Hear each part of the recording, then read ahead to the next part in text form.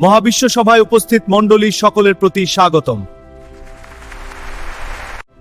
এখন আমরা মহারাজের মহামূল্যবান মহাবাণী শ্রবণে মনোনিবেশ করি সকলে।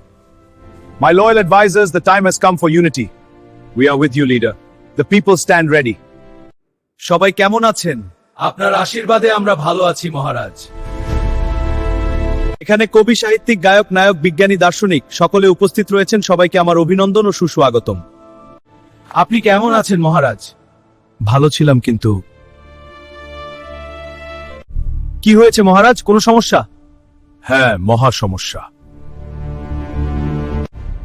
মহাদ্বন্দ্ব, বহুদ্বন্দ্ব।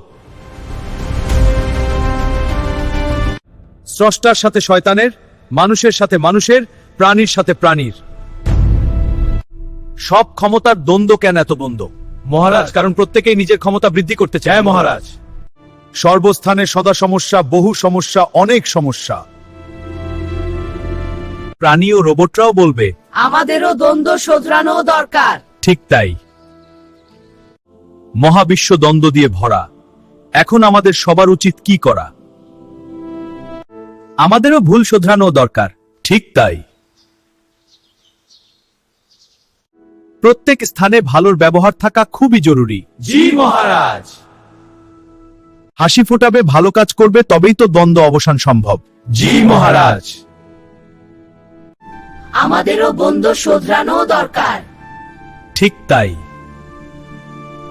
বলুন মহারাজ। তাহলে শুনুন সবাই। মহাবিশ্বের দ্বন্দ্ব অবসানের কতগুলো মূল্যবান পথ রয়েছে। হাসি, ভালোবাসা, উদারতা, প্রেম।